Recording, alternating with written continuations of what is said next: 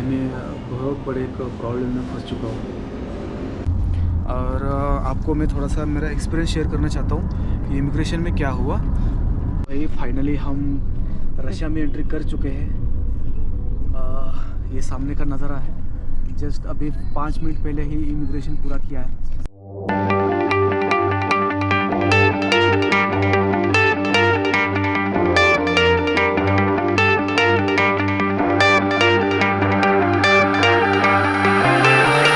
ये अभी मैं आपको मोबाइल पे बताता हूँ। ये जो ब्लू डॉट दिखाई दे रहा है आपको, ये यहाँ पे, तो मैं अभी यहाँ पर हूँ। ये जो है ये रशिया है और ये मंगोलिया है और मैं बीच में हूँ अभी। तो जूम करके बताता हूँ। तो ये कस्टम हो रहा है, मैं बीच में ही खड़ा हूँ अभी। रशिया और मंगोलिया के बीच में है अभी। ये जो कार है रशिया और मंगोलिया के बीच में है। ये रशिया, ये मंगोलिया और ये ब्लू डॉट के यहाँ पे मैं हूँ अभी। थैंक्स। एक्चुअली इन्होंने मुझे कार में बैठे बैठे खाने को दिया है। ये देखिए क्या है, और गर्म पानी पीने के लिए दिया है और खाने के लिए दिया है। बहुत हेल्पफुल पीपल है ये। जैसा मैंने सुना था वैसे मुझे खाने के लिए दे रहे, पानी दे रहे पीने के लिए। भाई फाइनली हम रशिया में एंट्री कर चुके हैं। ये सामने का नज़ारा है। जस्ट अभी 5 मिनट पहले ही इमिग्रेशन पूरा किया है। इमिग्रेशन में बहुत कुछ हुआ।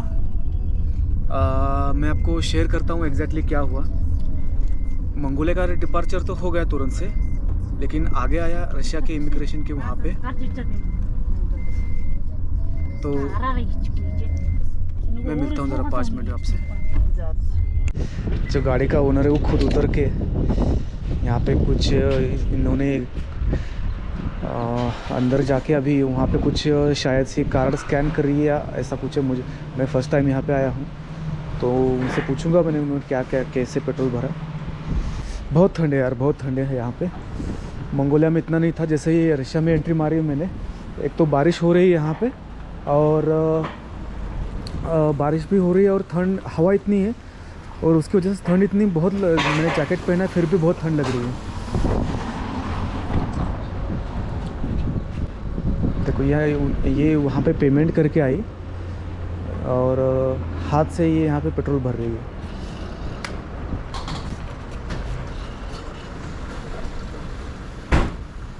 ये समझना मुश्किल है अभी। इनको अगर पूछा तो ये इनको भी बताना मुश्किल है कि इन्होंने कितना पेट्रोल लिया और कितना पेमेंट दिया। तो मैं पूछने की कोशिश करूँगा इनसे।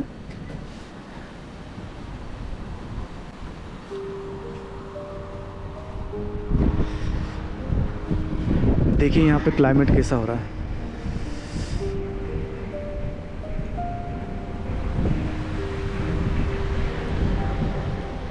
मुझे तो लगता है कैमरा ठीक तरह से काम करेगा नहीं करेगा। ऐसी ठंडी में मुझे बैकअप रखना पड़ेगा हमेशा। तो भाई इन्होंने अभी यहाँ पे 1780 रुपये का डीजल भरा है और ये आया है 34.10। इट इज़ डीजल और petrol. Diesel petrol this is नहीं समझ में आ रहा है। रशिया का बॉर्डर क्रॉस कर लिया है। अब हम प्रॉपरली रशिया के अंदर एंट्री कर चुके हैं और आपको मैं थोड़ा सा मेरा एक्सपीरियंस शेयर करना चाहता हूँ कि इमिग्रेशन में क्या हुआ। एक्चुअली मैं मतलब लिफ्ट लेके जा रहा हूँ, तो कार वहीं पे खड़ी थी। मैं उतरा, उस विंडो के पास गया और वहाँ पे मेरा पासपोर्ट बताया मैंने।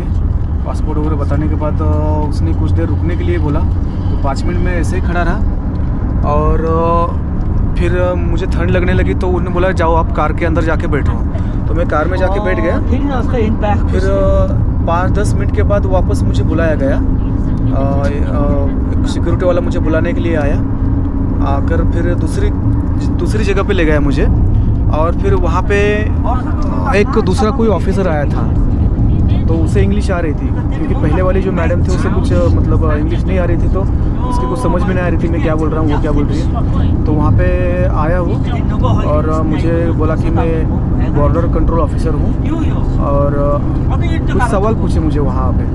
उन्होंने बोला कि आप यहाँ पे क्यों आए हैं तक रहने वाले हैं, आपके घर में कौन कौन है, आप बिजनेस क्या क्या करते हैं, बिजनेस क्या करते हैं, ये सब जनरल सवाल पूछे। और एक अलग सा सवाल पूछा, उसने बोला कि आप पहले ताइवान जा चुके हैं क्या? तो मैंने बोला कि नहीं नहीं, मैं पहले कभी ताइवान नहीं गया।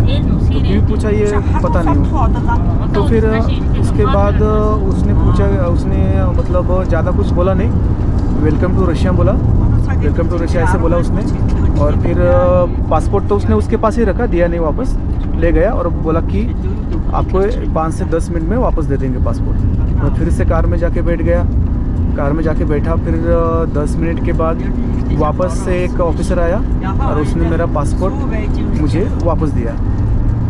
और मैंने जो वीज़ा निकाला था, वीज़ा ये मेरा इलेक्ट्रॉनिक वीज़ा था, मैंने ऑनलाइन निकाला हुआ था।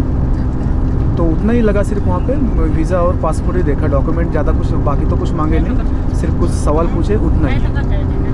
फिर बाद में कार थोड़ा आगे जाने के बाद उनकी सिक्योरिटी इतनी टाइट है ना, मैं आपको बताता हूँ वहाँ पे क्या क्या हुआ। कार आगे लेने के बाद सबको कार से उतरने के लिए बोला गया, मतलब वो उनका नॉर्मल प्रोसेस है एक्चुअली, सबको ये फॉलो शायद से करना पड़ता है, सबको फॉलो करना पड़ता है, मैं देख रहा था। सबको गाड़ी के अंदर से उतारा, सबके बैग वगैरह निकाले, बैग पूरी तरह से चेक किए गए, गाड़ी का बोनेट खोला, गाड़ी का डिग्गी खोली। और वहाँ पे एक डॉग भी था, तो डॉग भी सूंघ रहा था इधर उधर। तो बहुत सिक्योरिटी उनकी अभी टाइट है, जो गाड़ियाँ बॉर्डर क्रॉस करके इनके देश में आ रहे, तो सिक्योरिटी बहुत ही अच्छी है इनके यहाँ पे। और आप यहाँ पे देख सकते हैं, ये रशिया का पहला गांव है। जब से मैंने मतलब अभी रशिया में एंट्री करके 10 मिनट ही हुए हैं मुझे, और ये रशिया का पहला गांव है। बहुत बड़ा है, गांव भी नहीं है, सिटी जैसा है कोई, लेकिन कोई बिल्डिंग नहीं है, छोटे मोटे घर है सब। तो इतना ही हुआ, वो गाड़ी वगैरह चेक की गई, वहाँ चेक की गई। फिर वापस से सामान गाड़ी के अंदर रखा और वहाँ से आगे हम निकल गए। लेकिन अभी मुसीबत ये है मेरे लिए कि मेरे पास जो मेरा वीज़ा का कार्ड जो है, फॉरेक्स का एटीएम कार्ड, तो मैंने अभी एक गाड़ी थोड़े आगे जाने के बाद पेट्रोल पंप पे रुकी थी पेट्रोल भरने के लिए। तो वहाँ पे एक शॉप थी, वहाँ पे मैं पानी का बोतल लेने के लिए गया, तो कार्ड वहाँ पे चला नहीं। सुबह चल रहा था, मैंने एटीएम से पैसे भी निकाले, लेकिन यहाँ पे चला नहीं। तो थोड़ा सा मैं अभी टेंशन में हूँ, क्योंकि मेरे पास पैसे तो बिल्कुल नहीं है, मैं मतलब पैसे ख़त्म हो गए मेरे पास, और सिर्फ कार्ड के ऊपर ही मेरा सब कुछ चल रहा था। और डॉलर जो अगर देखा जाए तो सिर्फ 50 या 60 डॉलर ही मेरे पास है। तो मुझे अभी टेंशन ये हो रही है, मेरे पास कार्ड जो है वीज़ा कार्ड है, और ये अमेरिकन कंपनी है। तो अमेरिकन ने यहाँ पे कुछ रिस्ट्रिक्शन लगाए हुए हैं, मुझे पता था बहुत कुछ रिस्ट्रिक्शन है, लेकिन ये कैसे मेरे दिमाग से चला गया पता नहीं कि ये मेरे पास वीज़ा कार्ड है, वहाँ पे चलेगा या नहीं चलेगा। मैं पहले से कुछ डॉलर्स और ज़्यादा ले लूँ यहाँ से, पता नहीं मेरे दिमाग से कैसे चला गया। अब मुझे थोड़ी सी टेंशन हो रही है। उड़ान उड़े में पहुँचने के बाद ही मुझे पता चलेगा कि वीज़ा कार्ड यहाँ पे एक्सेप्ट हो रहा है या नहीं हो रहा है। अगर वीज़ा कार्ड कहीं पर भी वहाँ पे एक्सेप्ट नहीं होता है, तो मेरे लिए फिर ये मेरा जो ये सफ़र चल रहा है ये नई मुसीबत होगी। एक तो मैं पहले ही बैंकॉक में मेरा एटीएम कार्ड खो चुका हूँ, डेबिट कार्ड मेरा खो चुका हूँ। तो अच्छा था कि मेरे पास फॉरेक्स का दूसरा कार्ड था, तो इसकी वजह से मैं आगे आया, नहीं तो पॉसिबल नहीं था। अभी यहाँ पे क्या होगा, उड़ान उड़े में क्या होगा पता नहीं, वहाँ पे जाने के बाद ही मुझे पता चलेगा कार्ड वहाँ पे चल रहा है या नहीं चल रहा है। अगर कार्ड चल रहा है तो ठीक है सब, अगर नहीं चल रहा है तो मुझे कुछ ना कुछ तो ऑप्शन निकालना ही पड़ेगा। चलो ठीक है, देखते हैं। ये कुछ रशिया के नज़ारे हैं। रशिया में एंट्री करते ही दोनों तरफ मुझे जंगल दिख रहे हैं, ऐसे कुछ है।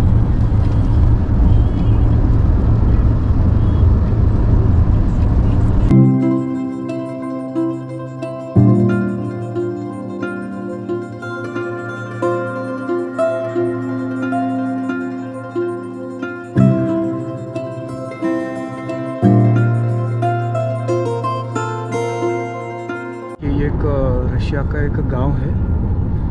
मैं जो उड़ान उड़े जा रहा हूँ तो बीच रास्ते में मुझे ये गांव दिखा। ये कुछ हमारे यहाँ पे जो गांव होते हैं उसके तरीके से, मतलब उस तरीके से ही ये गांव है। यहाँ पे बहुत बड़ा गांव है एक्चुअली ये।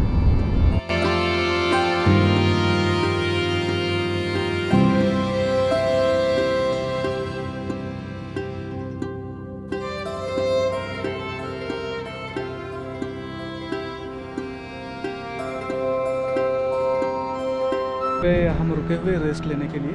जिस गाड़ी से मैंने लिफ्ट ली है वो यहाँ पे रुके, पता नहीं किस लिए रुके, शायद से कुछ काम होगा।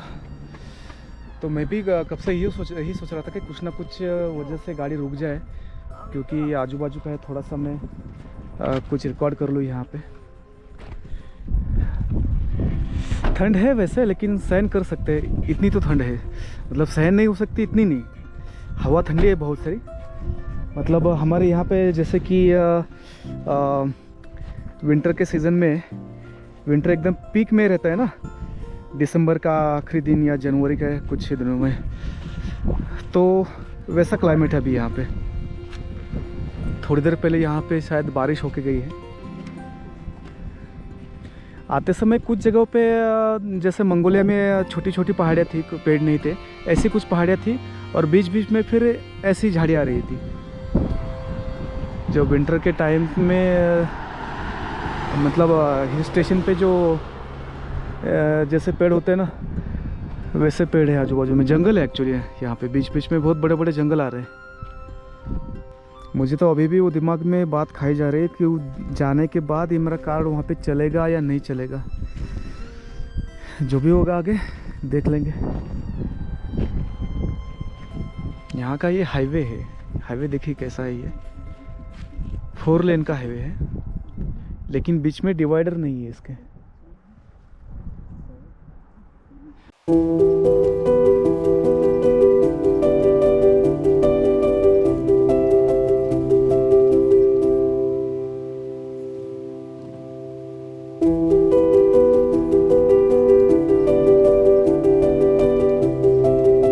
आप अभी देख सकते हैं यहाँ पे उलान उड़े में हम एंट्री कर रहे हैं। तो ये बहुत बड़ा गांव दिख रहा है, मतलब सिटी है एक्चुअली, लेकिन इससे फैली हुई है। ये उलान उड़े आने से पहले एक गांव की तरह कोई कुछ यहाँ पे एक दिखाई दे रहा है। मतलब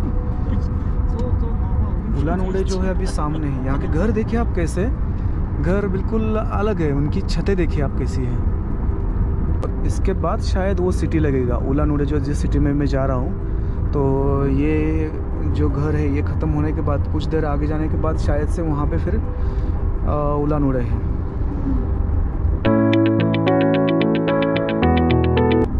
सिर्फ घर नज़र आ रहे हैं, लेकिन लोग नज़र नहीं आ रहे। सिर्फ कुछ गाड़ियाँ दिखाई दे रही है, लेकिन अभी तक मुझे कुछ मतलब लोग नज़र नहीं आए कोई भी।